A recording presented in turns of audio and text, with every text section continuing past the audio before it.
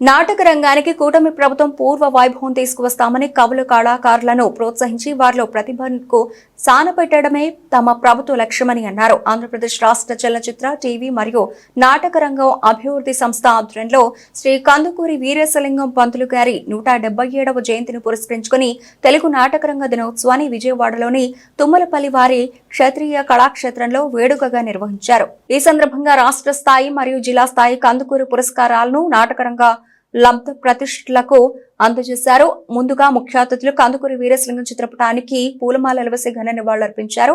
అనంతరం ఏర్పాటు చేసిన సభలో రాష్ట్ర పర్యాటక, సాంస్కృతిక, సినిమాటోగ్రఫీ శాఖ మార్చులు కందుల దుర్గేష్ మాట్లాడుతూ నాటకరంగ కళాకారులను ప్రోత్సహించడంలో భాగంగా ఈ ఏడాది నుండి కూటమి ప్రభుత్వం నంది అవార్డులు, నంది నాటకోత్సవాలను పునఃప్రారంభించనున్నామని మంత్రి కందుల దుర్గేష్ తెలిపారు. ఎక్కడైతే కవులు, కళాకారులు సంతోషంగా ఉంటారో ఆ రాష్ట్రం సుభిక్షంగా ఉంటుందని తెలిపారు. శ్రీకృష్ణదేవరాయల సభలో అష్టదిగ్గజాలకు స్థానం కల్పించడంతో పాటు కళాకారుల్లోని ప్రతిభను గుర్తించి వారిని సముచితంగా సత్కరించే వారిని అందుకే రాయల వారి పాలన గురించి నేటికి చెప్పుకుంటున్నామని గుర్తు చేశారు. నేటి యువత ఓటీటీలపై మొగ్గు చూపుతున్నారని, కానీ అసలైన ఆనందం పద్య, గద్య నాటకాల్లో ఉందన్న విషయం మనం వారికి అవగతమయ్యేటట్లు చెప్పగలిగితే ఫలితం ఉంటుందని, యువత నాటక రంగంపై ఆసక్తి కలిగే విధంగా సాంఘిక, ఆధునిక నాటకాలకు పెద్దపీట వేయాలని మంత్రి దుర్గేష్ అన్నారు.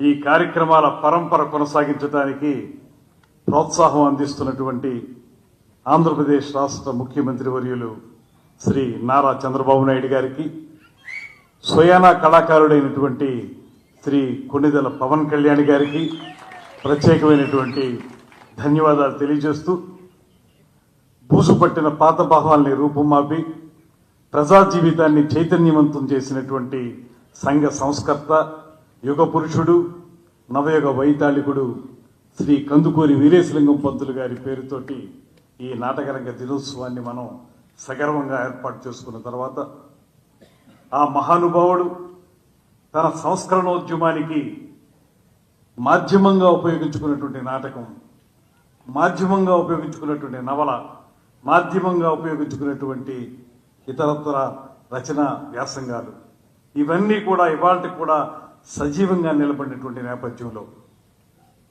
తెలుగులో మొట్టమొదటి నాటకాన్ని శ్రీ కందుకూరి వీరేశలింగం పంతులు గారే రచించారనేటువంటి మాట మనందరికీ తెలుసు. వ్యవహార బోధిని, వ్యవహార ధర్మ బోధిని అనేటువంటి నాటకంతో ప్రారంభించి సత్యహరిశ్చంద్ర లాంటి నాటకాలు ఆ రోజుల్లో ఆయన రాశారు.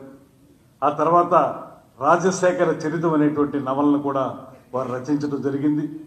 అదేవిధంగా తన ఉద్యమానికి ఊతంగా ఇలాంటి రచనల ద్వారా ప్రజల్ని ఉత్తేజపరిచినటువంటి సందర్భాలు కూడా మనం చాలా సందర్భాల్లో గమనించాం.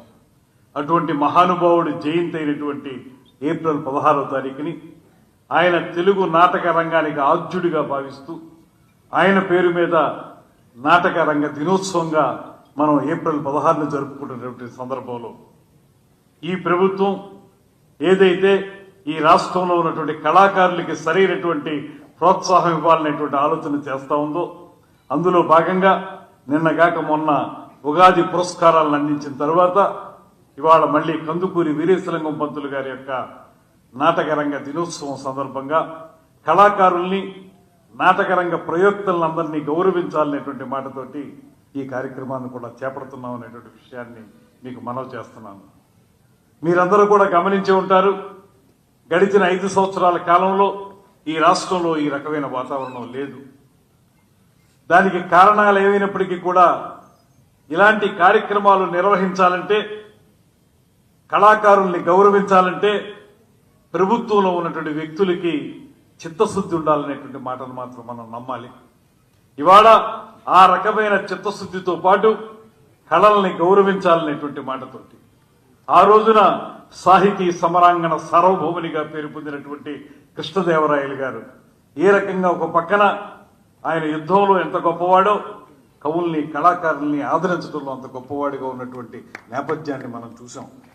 అటువంటి విధానం ఈ రాష్ట్ర ప్రభుత్వానికి ఉంది అనేటువంటి మాటని మరొక మారు మీకు తెలియజేస్తా ఉన్నా.